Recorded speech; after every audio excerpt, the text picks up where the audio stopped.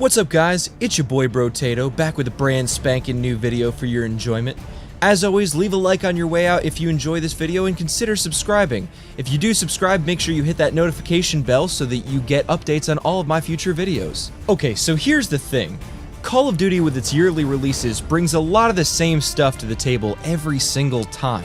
It can be a bit off-putting to spend $59.99 retail in addition to the season pass, which Call of Duty fanboys will hold down their positions on the matter like mules about how so much changes every year, and they change up enough for the game to still be interesting.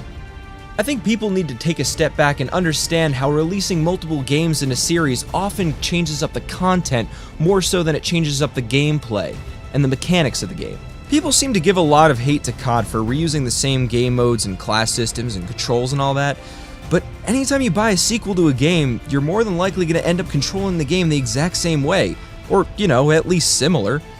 And that concept also spreads to gameplay loops. So you're probably thinking right about now, what the hell is a gameplay loop?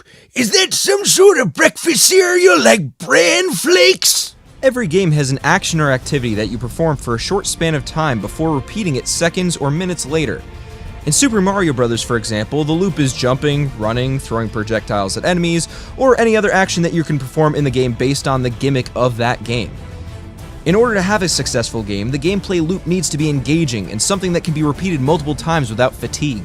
Compare that to the gameplay loop in COD, and you have jumping, shooting, throwing grenades, using streaks, and in some of the more recent games, things were added such as swimming, sliding, and goddamn jetpacks. So people who tell you that COD is the same game every year are more than likely referring to the gameplay loops. And yes, that does include game modes. So I'm 3 paragraphs into this script and I didn't even start talking about zombies yet. Wonderful. The thing is, multiplayer is a lot different from zombies in terms of how much the developers need to change about the mechanics and the gameplay in order to keep the game as fresh as a full tank of Lemon Pledge. And what exactly are your demands? We need more lemon pledge. You need more Lemon Pledge. Yes. We're not responsible for that. You should just bring it from your own home. No. Multiplayer is kind of a if it ain't broke, don't fix it sort of scenario. Because of how often Activision forces the release cycle of a new Call of Duty game, gamers have developed a conflicting desire for multiplayer.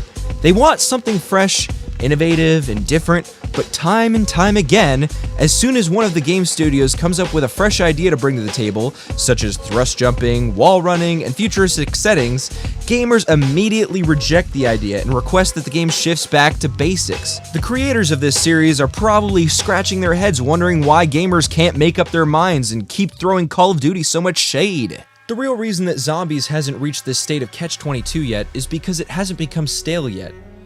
The first Zombies game mode was released back in 2008 for Call of Duty World at War, made by Treyarch.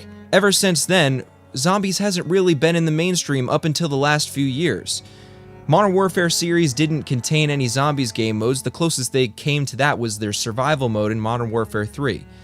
It wasn't until just after Call of Duty Ghosts, made by Infinity Ward, with their Extinction game mode that had a similar format to Zombies, that Zombies started getting the yearly release treatment, such as from Sledgehammer Games through their first attempt, then going back to Treyarch, then to Infinite Warfare with Infinite Warfare Zombies. I don't know what it's called, but you get the idea. Now even World War II, the most recent game before Black Ops 4 that's about to release, even includes a Zombies game mode. It's not quite stale yet, but with the way that it's going right now, it's gonna follow the same trend as multiplayer. But Treyarch's Zombies series is just so critically acclaimed by those who have given the games a chance post-World at War. The story is 1,000 miles deep, and so many people in the community have helped to piece together through ciphers and clues hidden within the overly detailed maps throughout the 4 games featuring zombies made by Treyarch. You play as a few different crews throughout the Treyarch Zombies series, but all the individual groups' stories interweave in one way or another.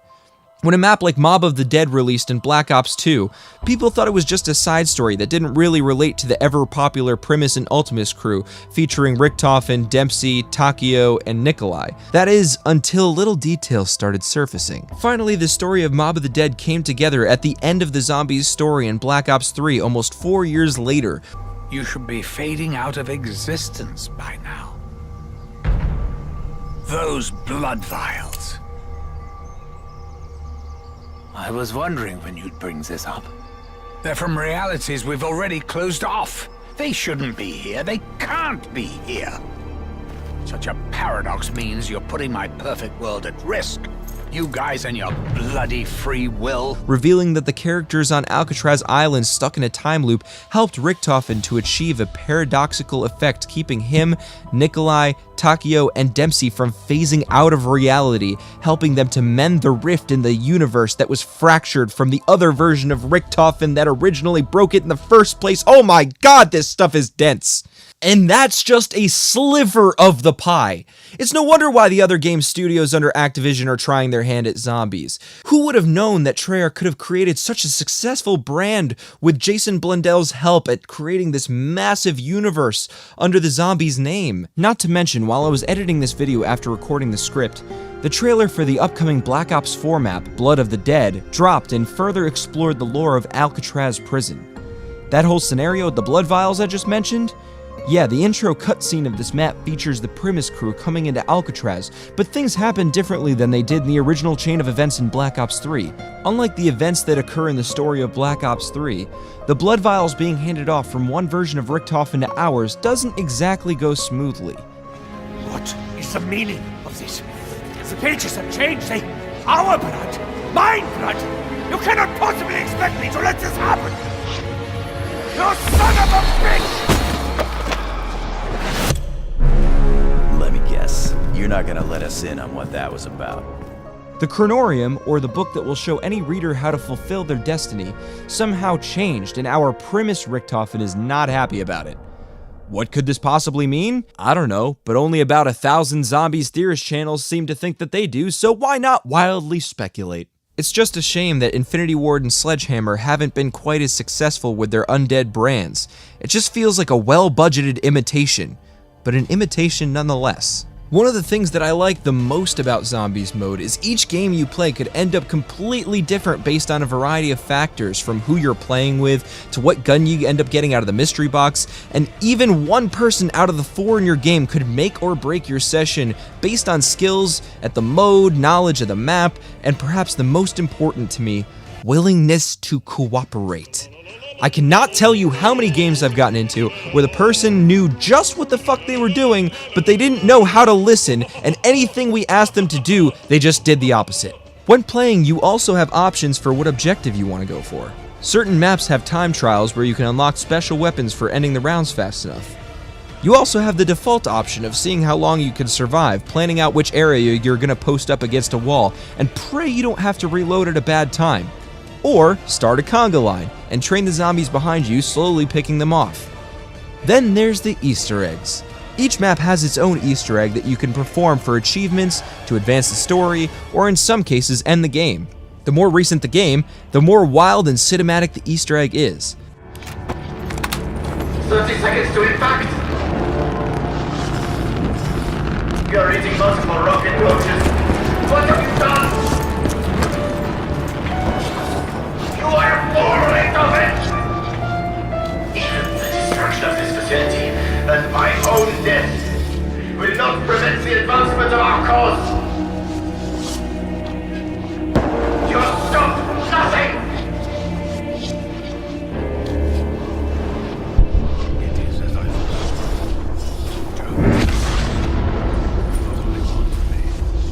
thought. The road is long and dark, but I know where we are going.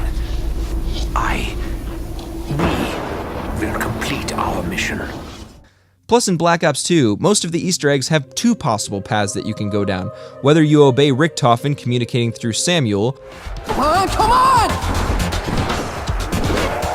What do we do now?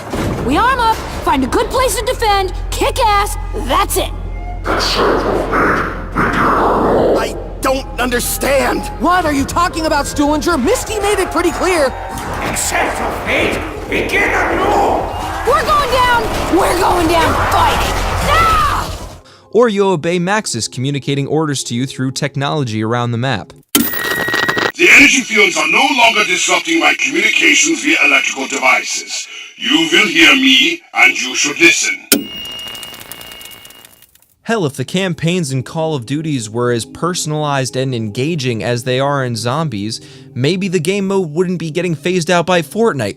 I mean Blackout, in Black Ops 4, excuse me. The problem with all of this is that people are going to start moving away from Call of Duty altogether if this fatigue continues, and Activision is ignoring the solution. Or at least that's how it seems. The solution is simple. Just stop freaking releasing a new Call of Duty every single year. We don't need a yearly installment in order to be happy and satisfied with the series. They say that distance makes the heart grow fonder. Well, hell, I'll be damned if it doesn't apply to this situation. Seriously though, imagine how much better the latest installment of Call of Duty would be if gamers were separated from it for a couple years so they had time to miss it, and the development studios, Treyarch, Infinity Ward, and Sledgehammer Games all worked together for those few years to finally release a finished product that had content out the ass, polished mechanics, and stuff for the old and new fans alike to love. The sad truth though, is that may never fly. You see, money talks. And it talks a hell of a lot louder than gamers. While Activision forces loot boxes in their games and paid DLC as well as other mechanics to create a steady stream of money in between releases, they rely on that influx of cash every year right around the beginning of the fourth quarter for newcomers to the next Call of Duty to line up and take home the latest release that will most likely go through many patches to completely change the game after complaints from the community about a broken mechanic or the fact that it's completely unfinished. Some things are forgotten for a reason!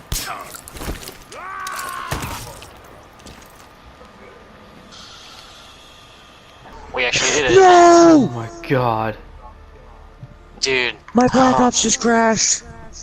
Oh my... Oh, what the fuck? So do you really think they're gonna wait a couple years for the next release of the latest Call of Duty? Hell no, that's gonna take money out of their pocket. Those greedy sons of bitches? With all that being said, am I still gonna buy Black Ops 4, as well as the Season Pass and any other paid DLC that comes out over the release schedule of the game? I mean, yeah. Hey guys, Brotato here, and thank you again so much for watching. What did you think of my viewpoint? Make sure you hit me up in the comments about it. Also, don't forget about that like on this video, and subscribe to my channel as well as hitting that bell notification for all of my future videos so you don't miss any of my delicious ass content. As always guys, see you in the next video. Thanks again. Peace.